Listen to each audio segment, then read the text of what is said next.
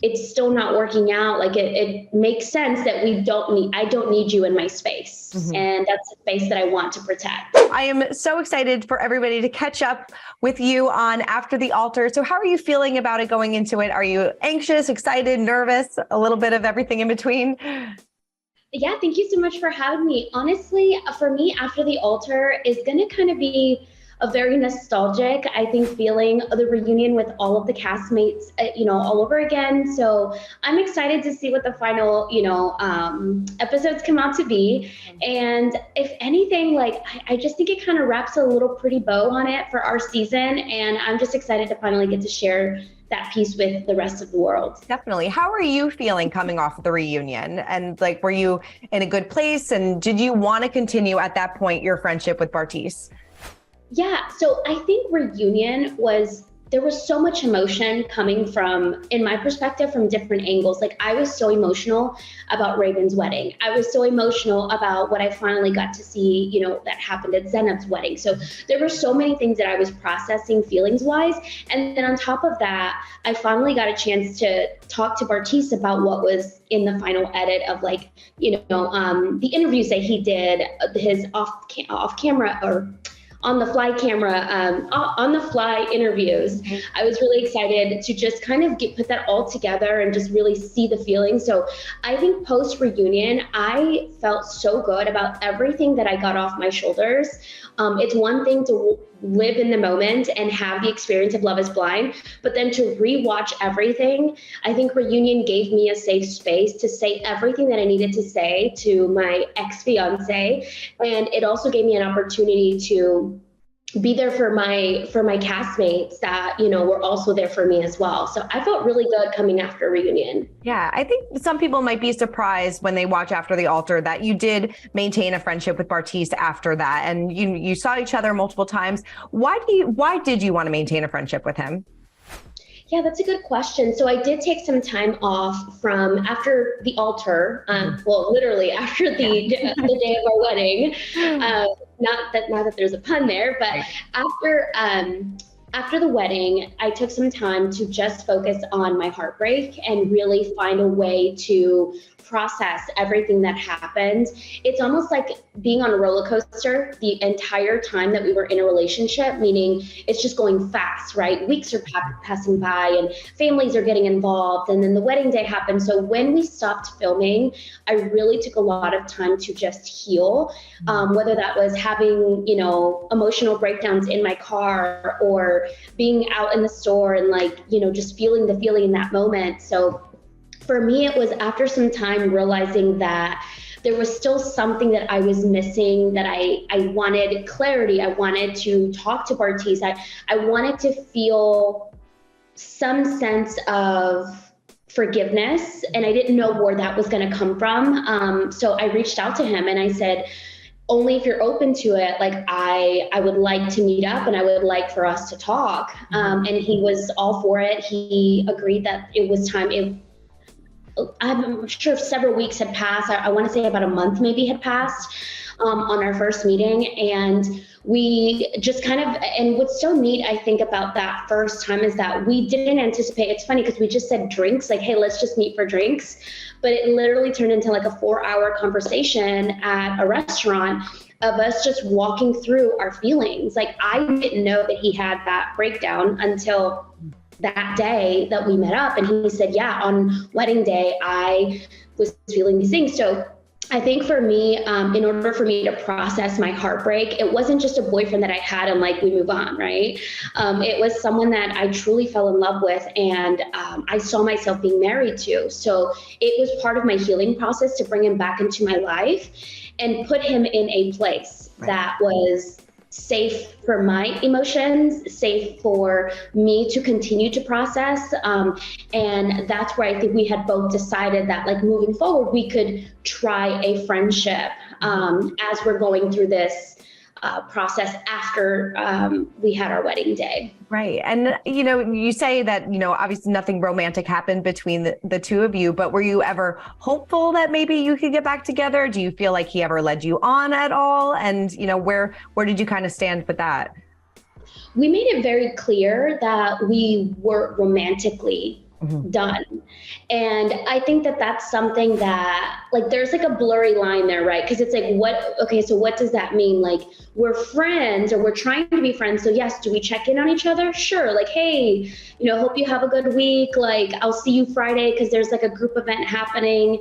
And actually we really did try to be friends. Like, I remember I asked him one day, I said, hey, there was an event that our mutual friends were throwing. And I said, hey, like, would it be weird if I gave you a heads up if I'm bringing someone? Because like, I don't want to disrespect, like, I don't want it to be weird for us. And he was like, no, absolutely. Like, I think it's really nice of you to even consider that. And like, I think vice versa. So we were communicating in the point of like, hey, we are each other's like ex-fiancés, and yes, we had a wedding day, but like, we are moving on, and we're trying to do it without blurring the lines of like what's disrespectful, what's not. So I think that's the maturity level that at that time, in that phase, that we were trying to be friends, we were trying to really be considerate of each other. And then sometimes maybe Bartise not being the best of friend to me. And I think me realizing that as the year went by, like, there were just too many attempts of him trying to be a good friend that don't align with what a good friend is. So can you elaborate on that a little bit? Yeah, so there was a time that so again, we're like letting each other know if we're bringing a partner to like an event that we're both going to be at. And so he gave me a heads up that he wanted to bring his girl he was talking to my Halloween party. And at first I was like, absolutely, like, that's great. Like, I was going to invite someone, but I wasn't sure if I wanted to, but like, yes, bring your girlfriend, or bring the girl you're talking to. And it was just like, once he came with the girl, it was just him acting very odd. Like, he said hi to me when he walked in the door, and it's my Halloween party. So like, and I never heard or saw him again. When I did see him, they were like making out in the living room, just like little things that I'm just like, sir, like, this is my Halloween party. Like, what are you doing? But later I found out, and he explained himself that night he made that girl his girlfriend. Wow. So he was trying to like, appease her and not like let her emotions get riled up, because I was the ex-fiance whose Halloween party they were at. So I think that's the first initial thing that happened, that I just was like questioning, and I brought it up to him, and I said, we need to talk about this. Like that behavior I thought was disrespectful, because it was my party. If we had gone to a random party, sure. But little by little, things just kind of started happening throughout the year, and we fell off when he had this relationship. We did put a lot of space between us, and just because and in a respectful way, he was giving that respect to his girlfriend at the time. And he later apologized for putting me on, as a friend, putting me on the back burner while he was in that relationship. But so I guess he did feel bad that like I wasn't asking anything more than just like friendship, respect. Like, I wasn't asking him to do anything to be a good friend. Right. And, I think your mom, I don't know if she put things in perspective when you told her that you were in communication with him, when she asked you, what are you benefiting from this friendship, which I think is just great advice on any friendship going forward, and anybody in your life really. But was that like an aha moment for you, being like, well, actually, what do I benefit from this friendship? I think that's a great point.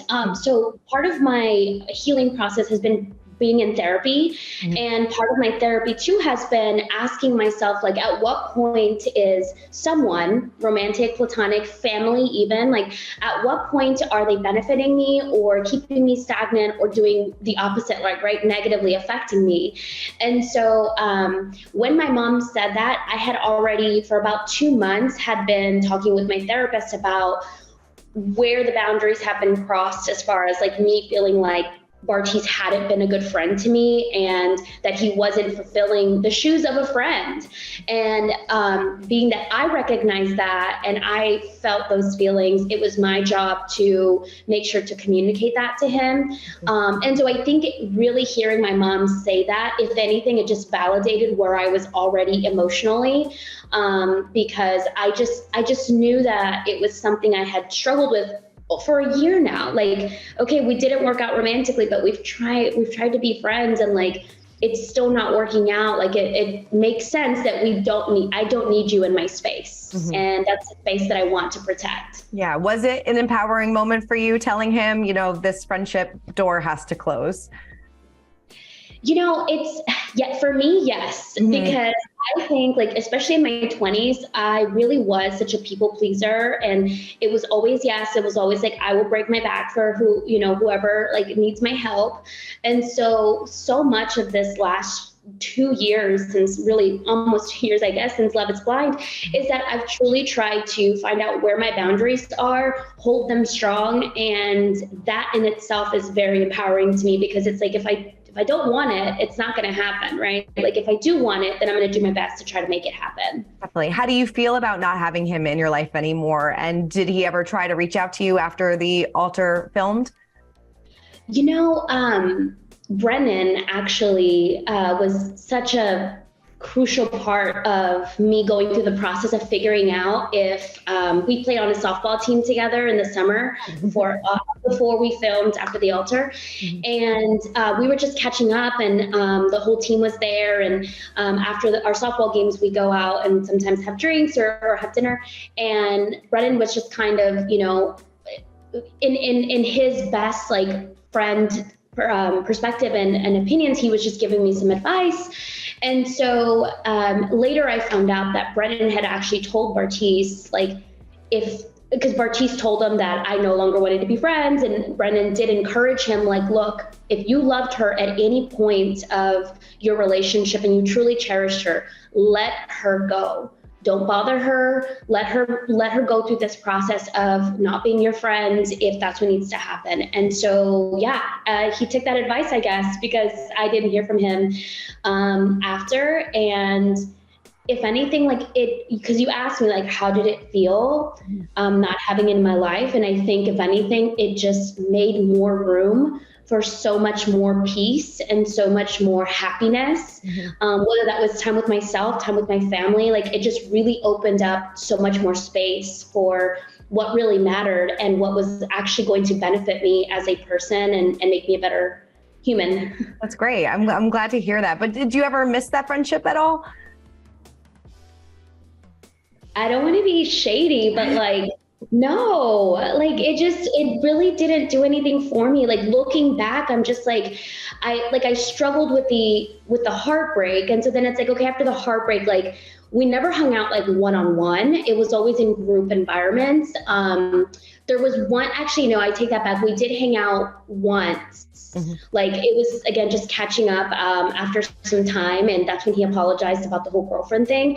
And even then it was like, oh, okay, like, I see where this is going. Like, it was already kind of like, there's really nothing else left for us to process together as friends. So overall, like, do I miss being his friend? No, I don't think that I do, because I've had so many more other positive experiences with myself and other people that you kind of have to boot what didn't work to the side and like work on the things that are working for me. You know? Definitely. How do you feel about him being on Perfect Match? And do you hope he finds what he's looking for?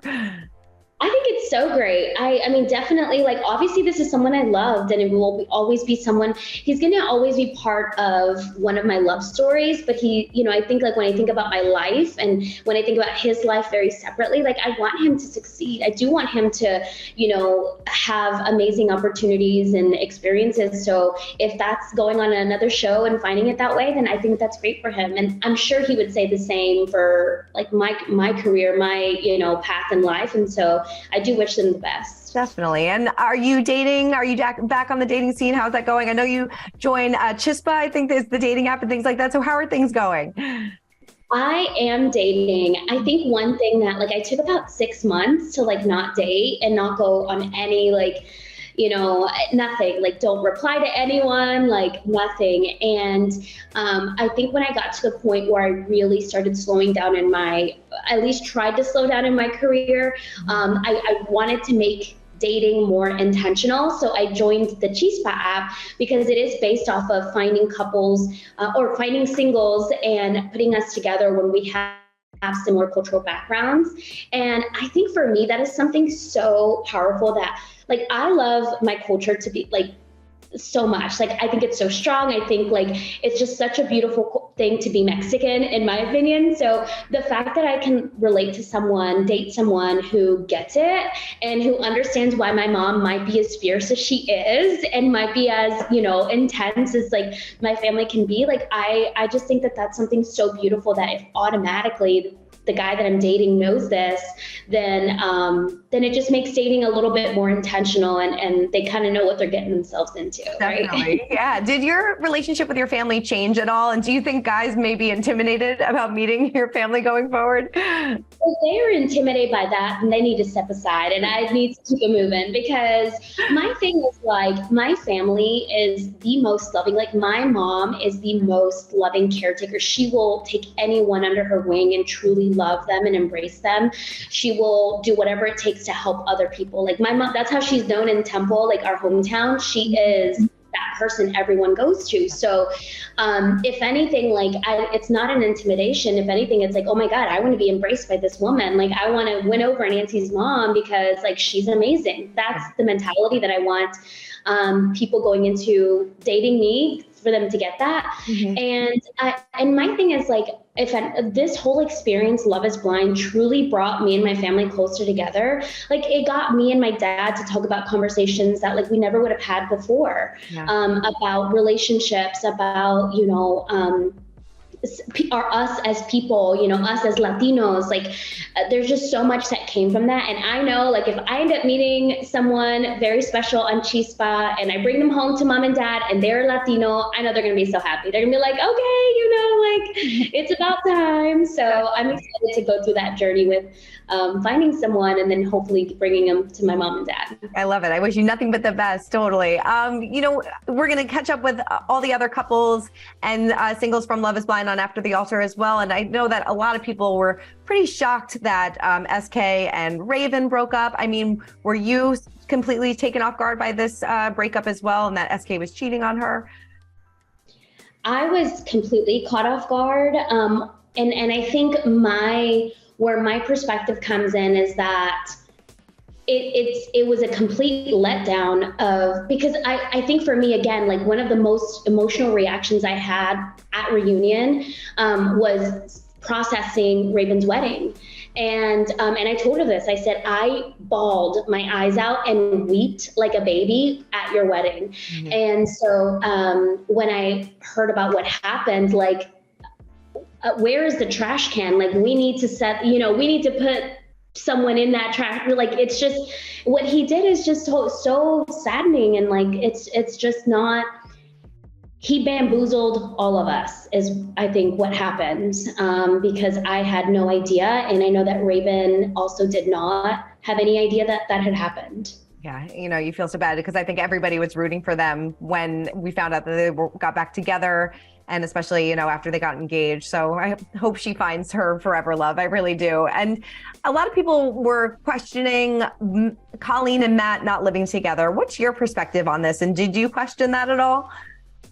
Yeah, I mean, Colleen and I have talked, and actually Matt and I have also talked. We all went to this group outing not long ago, a couple months ago. Yeah. And I think the thing about Matt and Colleen is that obviously I know Colleen from the lounge. I know Colleen from Dallas. I know Colleen as a girlfriend. So for me, it's not odd that they have chosen their own way of being in their relationship.